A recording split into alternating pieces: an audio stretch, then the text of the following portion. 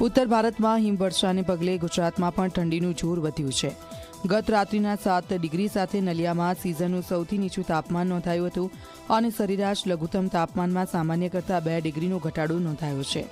શનિવારે રાત્રે રાજકોટમાં 9.4 ડિગ્રી સાથે સરેરાશ લઘુત્તમ તાપમાન સામાન્ય કરતાં 3.1 ડિગ્રી ઓછું નોંધાયું હતું।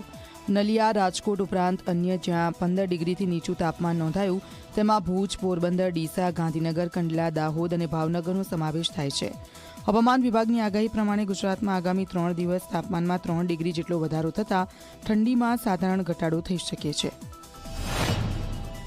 5 दिनों तक जो है ग्रेजुअल राइज 2 से 3 डिग्री जो है तापमान पूरी गुजरात में सभी स्थानों में जो है बढ़ने की संभावना है।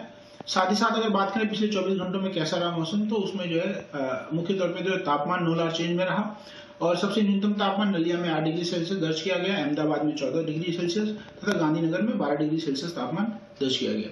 साथ ही बात करें ठंड को लेकर, तो अगले हफ्ते जो गुजराती ऊपर न्यूनतम तापमान जो रहेगा वो उसमें बढ़ोतरी देखने को मिलेगी।